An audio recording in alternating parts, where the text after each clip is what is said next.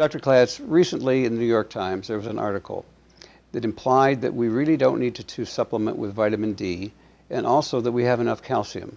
We don't need to take calcium. How much responsibility is there for someone to run an article like that? You never hear anything about the other side of it, and how does that happen?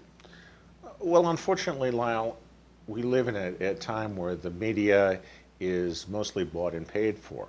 It's an illusion to think that there is a free press any longer in the United States. The vast majority of articles are driven or written or paid for by the industry that it affects.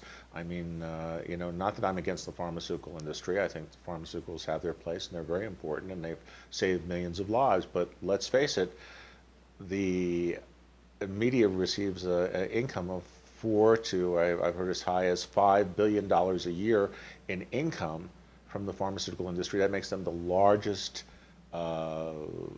purchaser of media in America.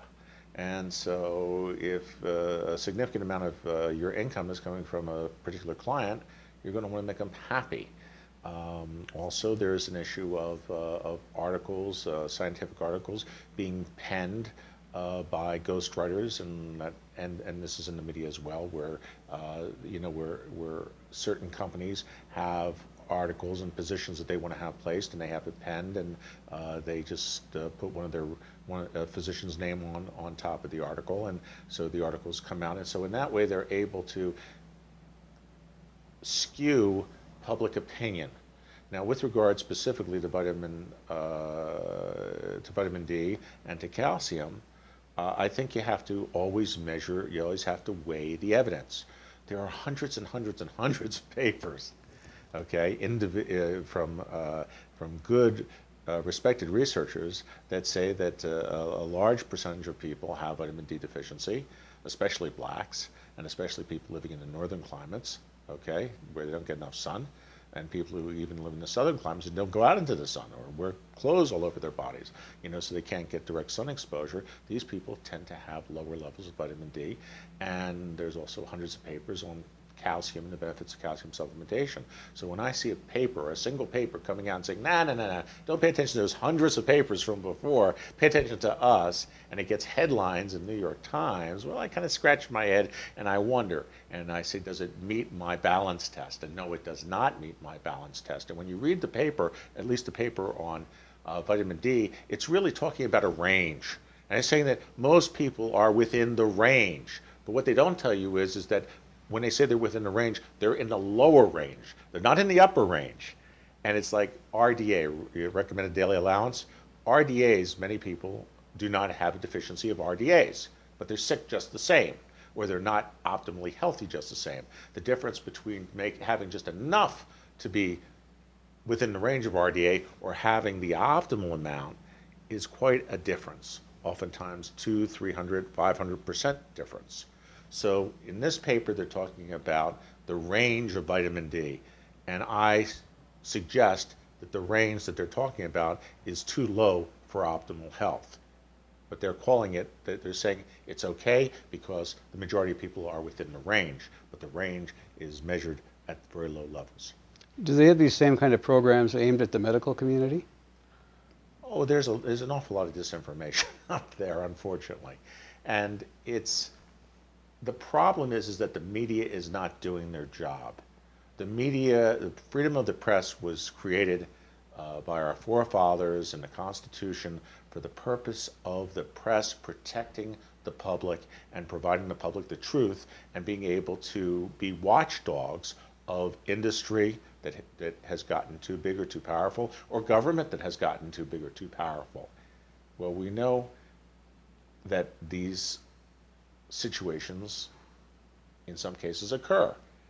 And so because of that, because the media is not doing their traditional job of providing accurate, honest, fair reporting, balanced reporting that goes beyond the headline, that actually does the analysis. I mean, how many times you turn on TV and you hear an in-depth analysis of the news? It's gone. It hasn't happened since the Vietnam War. There's no more people like Cronkite or Eric Sevareid or any of these other news commentators who did a deep analysis of the news, it's not there.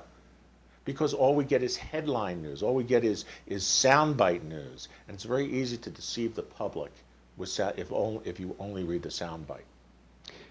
Where would you suggest that the average consumer could go to learn or get the information behind what the real story is? If the consumer wants to know the truth, if the consumer wants to be protected, he has to do his homework. And by doing his homework, you have to go to multiple sources. You have to read past the headline. Don't read one article, read multiple articles, and read multiple articles not from the same paper, but from different papers, and even from alternative health or alternative news services. I get 80% of my information off the internet from alternative news services because I cannot, and I'm sorry to say this, but I cannot trust the mainstream media to tell me the full and the honest truth. I often have to times go to news services from outside the country, from overseas.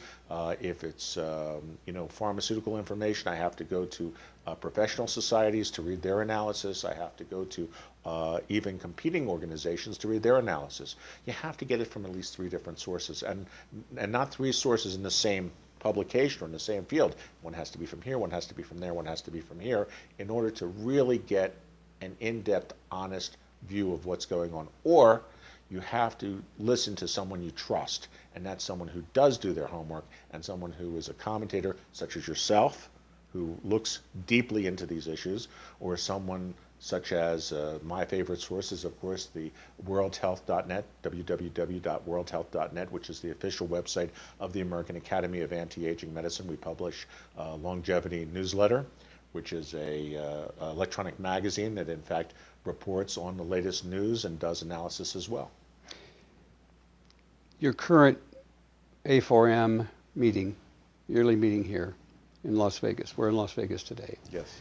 There are 5,000 people attending it. Those are 5,000 people who want the information. They use that website.